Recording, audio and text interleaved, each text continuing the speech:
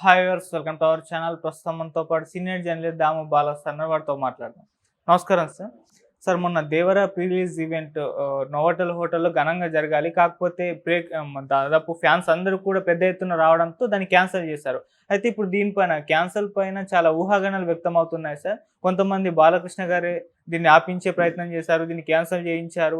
బయట ఎక్కడ కూడా పర్మిషన్ ఇవ్వకుండా రేవంత్ రెడ్డి గారితో మాట్లాడి పర్మిషన్ ఇప్పించలేదు, నోవాటెల్ హోటల్లో పెట్టించారు, పోలీసులతోటి క్యాన్సిల్ చేయించారు అన్నట్టు వర్షన్లు బయటకు వస్తున్నాయి సార్. మరి మీ ఒపీనియన్ సార్ వీటిపైన?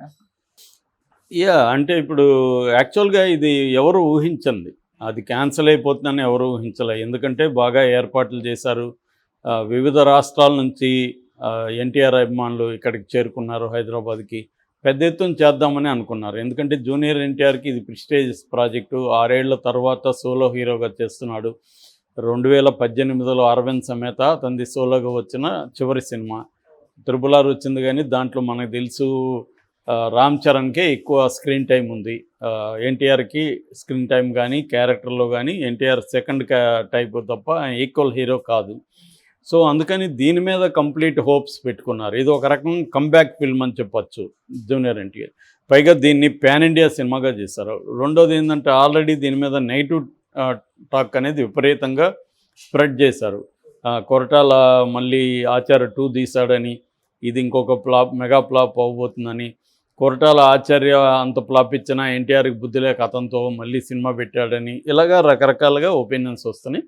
అట్లాగే ట్రైలర్లు ఇప్పటికి రిలీజ్ అయిన ట్రైలర్లు, టీజరు వీటి మీద కూడా నెగిటివ్ ట్రోలింగ్ అనేది ఓపెన్గానే చేస్తున్నారు. తెలుగుదేశం వాళ్ళు, నందమూరి అభిమానులు ఎక్కడేమీ సీక్రెట్గా కూడా చేయట్లేదు. మనకి పోస్టులలో అవన్నీ ఓపెన్గానే మేము ఈ సినిమా చూడము, ఈ సినిమా చూడొద్దని చెప్తాము, జూనియర్ ఎన్టీఆర్ నందమూరి ఫ్యామిలీ కాదు, నందమూరి వారసుడు మోక్షజ్ఞ తేజ, అంతేగాని ఈయన కాదు అని మోక్షజ్ఞ పేరే చెప్తున్నారు. అందుకని మోక్షజ్ఞ పేరులో కూడా నందమూరి తారక రామారావు మోక్షజ్ఞ తేజ అని ఇంత పొడుగు పేరు కూడా పెట్టారు.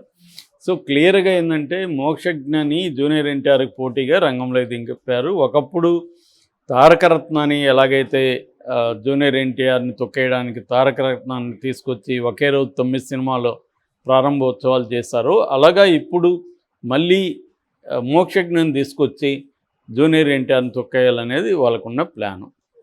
ఎందుకంటే జూనియర్ ఎన్టీఆర్ తెలుగుదేశానికి ఉపయోగపడట్లేదు కాబట్టి బాలకృష్ణ అల్లుడు, ఇంకొక అల్లుడు అందరూ తెలుగుదేశంలో ఉన్నారు. కాబట్టి జూనియర్ ఎన్టీఆర్ తెలుగుదేశానికి యాంటీగా ఉన్నాడు ఇన్ ఎసెన్స్లో. ఆయన యాక్టివ్గా అయితే యాంటీగా ఎక్కడ లేడు, కానీ ఆచరణలో చూసుకున్నప్పుడు అతను వైసీపీ వాళ్ళకి ఉపయోగపడ్డాడు తప్ప తెలుగుదేశానికి ఎక్కడ ఉపయోగపడలేదు. చివరికి చంద్రబాబు అరెస్ట్ అయినా కూడా జూనియర్ ఎన్టీఆర్ కనీసం ఒక బంధువుగా కూడా స్పందించలేదు. సో ఆయనకు ఉండే కారణాలు ఆయనకు ఉండొచ్చు. ఏదేమైనా జూనియర్ ఎన్టీఆర్ మీద ఇటు తెలుగుదేశం శ్రేణుల్లో కావచ్చు, ఇటు నందమూరి అభిమానులు కావచ్చు తీవ్ర వ్యతిరేకత ఉంది.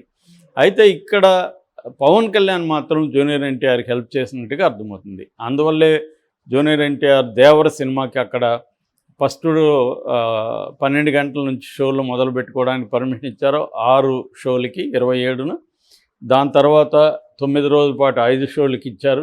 అట్లాగే మల్టీప్లెక్స్లోను సింగిల్ స్క్రీన్స్లోను టికెట్ రేటు పెంచుకోవడానికి కూడా అనుమతి చంద్రబాబు ప్రభుత్వం ఇచ్చింది. దీని వెనక పవన్ కళ్యాణ్ ఉన్నాడనేది ఒక అంచనా అన్నమాట.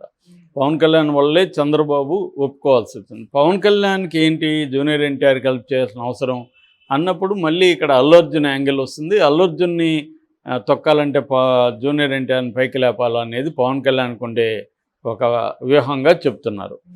సో ఈ యాంగిల్లో ఎందుకంటే జూనియర్ ఎన్టీఆర్ మెగా ఫ్యామిలీతో చాలా క్లోజ్గా ఉంటాడు. మనకు తెలుసు రామ్ చరణ్తో ఎంత క్లోజ్గా, తమ్ముడు అన్నలాగా వాళ్ళు ఉంటారు. సో అందుకని జూనియర్ ఎన్టీఆర్ని మెగా ఫ్యామిలీ ఓన్ చేసుకొని అల్లు అర్జున్ని దూరం పెట్టడానికి జూనియర్ ఎన్టీఆర్ ఉపయోగపడతాడనేది పవన్ కళ్యాణ్ స్ట్రాటజీ అనేది చెప్తున్నారు. కానీ ఇక్కడ ఇప్పుడు యాక్చువల్గా జూనియర్ ఎన్టీఆర్ కానీ ఆ ప్రొడ్యూసర్లు ఆయన నందమూరి కళ్యాణ్ రామ్ కావచ్చు, సుధాకర్, వీళ్ళిద్దరూ ఫస్ట్ గవర్నమెంట్ని అప్రోచ్ అయ్యారు. ఒక పెద్ద ఎన్టీఆర్ పోలీస్ గ్రౌండ్స్లో చేస్తాము, మాకు పర్మిషన్ ఇవ్వండి అని, కానీ ఇవ్వలేదు. మామూలుగా మనం చూస్తాం పెద్ద ఫంక్షన్లు అన్నీ కూడా పెద్ద గ్రౌండ్స్లో చేస్తారు, ఎందుకంటే పెద్ద క్రౌడ్ వస్తారు, వాళ్ళని చిన్న దీంట్లో ఇండోర్ దీంట్లో చేస్తే కంట్రోల్ చేయలేమని ఓపెన్ గ్రౌండ్స్లోనే ఇస్తారు పర్మిషన్. కానీ జూనియర్ ఎన్టీఆర్ది ఈ సినిమాకి దేవరికి ఇవ్వలేదు. దీని వెనక బాలకృష్ణ ఉన్నాడు అనే ఒక టాకు. ఎందుకంటే బాలకృష్ణ జూనియర్ ఎన్టీఆర్ మీద ఎంత కోపంగా ఉన్నాడో మనం గతంలో చూసాం. చంద్రబాబు అరెస్ట్ని జూనియర్ ఎన్టీఆర్ ఖండించలేదు కదా, దీని మీద మీ అభిప్రాయం ఏంటని బాలకృష్ణ అడిగినప్పుడు ఐ డోంట్ కేర్ అనడం. అట్లాగే సీనియర్ ఎన్టీఆర్ వర్ధంతికి జూనియర్ ఎన్టీఆర్ ఫ్లెక్సీలు ఉన్నప్పుడు వాటిని తీసేయండి, ఇప్పుడే తీసేయండి అని బాలకృష్ణ వేరే వాళ్ళకి ఆర్డర్స్ పాస్ చేయడం, ఇవన్నీ అందరికి తెలుసు. అంటే క్లియర్గా జూనియర్ ఎన్టీఆర్ మీద బాలకృష్ణ కోపంగా ఉన్నాడు. సో జూనియర్ ఎన్టీఆర్ కెరీర్ని ముందుకు బానేయకుండా లేకపోతే పైకి బానేయకుండా చూసుకోవడానికి బాలకృష్ణ కూడా ట్రై చేస్తాడు. రెండోది తన పర్సనల్గా కూడా తన కొడుకు ఇప్పుడు మోక్షజ్ఞ రంగంలో దిగాడు కాబట్టి నందమూరి అభిమానులు, తన అభిమానులు, పెద్ద ఎన్టీఆర్ అభిమానులు అందరూ మోక్షజ్ఞనే అసలైన వారసుడిగా చూడాలి తప్ప జూనియర్ ఎన్టీఆర్ని పక్కన పెట్టాలి అన్న ఇది బాలకృష్ణకు కూడా ఉందని చెప్తున్నారు. సో దీనికి కూడా ఇప్పుడు పర్మిషన్ కానీ వీళ్ళు ఇచ్చునుంటే పెద్ద ఎత్తున చేసుండేవాళ్ళు. సో ఇక్కడ వీళ్ళు ఇవ్వలేదు కాబట్టి వీళ్ళు ఏమనుకున్నారు, ప్రొడ్యూసర్లు నోవాటెల్లో సింపుల్గా చేద్దాం అనుకున్నారు. కానీ వాళ్ళు ఎక్కడ ఫెయిల్ అయ్యారంటే వాళ్ళ వైపు నుంచి కూడా తప్పు ఉంది. ఎందుకంటే మనం సింపుల్గా చేస్తే అభిమానులు పెద్ద ఎత్తున వస్తారు, నోవాటెల్లో ఇబ్బంది అవుతుంది అనేది వాళ్ళు ముందు ఊహించుండాలి. అదేదో ముందే కానీ మాకు పర్మిషన్ ఇవ్వలేదు అవుట్డోర్లో కాబట్టి మేము చేయట్లేదని కానీ చెప్పునుంటే ఒక మర్యాదగా ఉండేది.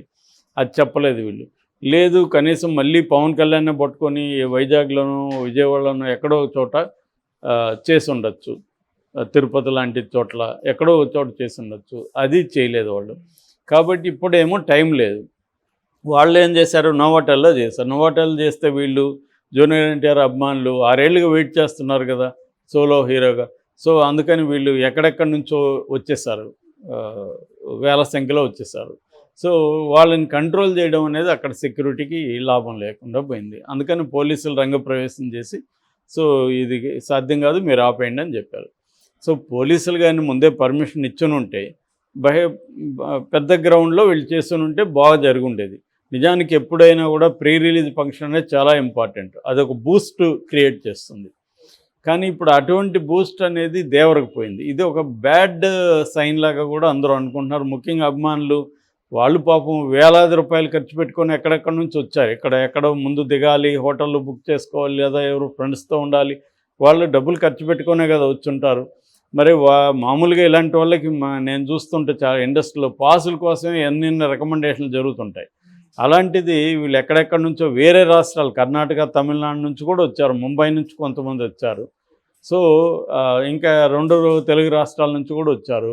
ఈ స్థాయిలో వచ్చిన అభిమానుల్ని వీళ్ళు ముందుగా ప్లాన్ చేసుకోకపోవడం వల్ల ఒకటి ప్రొడ్యూసర్ల వైపు నుంచి తప్పు జరిగింది. వాళ్ళకు కూడా ఇప్పుడు 3 కోట్ల లాస్ అని చెప్తున్నారు. ఎందుకంటే ఈవెంట్ మేనేజర్స్కి ఇవ్వాలి. తర్వాత వీళ్ళందరూ కోపంతో బాధతో చైర్స్ని ధ్వంసం చేశారు, ఫర్నిచర్ని అక్కడ పెట్టిన ఏరియాలో. సో ఇప్పుడు దానికంతా కూడా వీళ్ళే హోటల్కి కట్టించాలి. సో ఇలాగ 3 కోట్ల పైన వాళ్ళకి లాస్ జరిగింది. ఏదేమైనా రేవంత్ రెడ్డి ప్రభుత్వం కావాలనే వీళ్ళకి ఇవ్వలేదు. దీని వెనక బాలకృష్ణ ఉన్నాడు. అక్కడ బాలకృష్ణ ఆపలేకపోయాడు. ఎందుకంటే పవన్ కళ్యాణ్కి చంద్రబాబు ఇంపార్టెన్స్ ఇవ్వాల్సిన కొన్ని పరిస్థితులు ఉంటాయి. కొన్ని విషయాల్లో పవన్ కళ్యాణ్ ఎక్కడ పట్టుబడట్లేదు. కానీ పవన్ కళ్యాణ్ పట్టుబడుతున్న కొన్ని విషయాల్లో చంద్రబాబు ఇవ్వక తప్పని పరిస్థితి. రెండోది చంద్రబాబు పెద్ద దానివల్ల నష్టం లేదు. ఈ సినిమా ఆడకపోయిన చంద్రబాబు పెద్ద జూనియర్ ఎన్టీఆర్ కెరీర్ తనకేమి పొలిటికల్గా ఇవ్వాలి, జూనియర్ ఎన్టీఆర్ వల్ల ఇబ్బంది లేదు. ఎందుకంటే జూనియర్ ఎన్టీఆర్ కంటే కూడా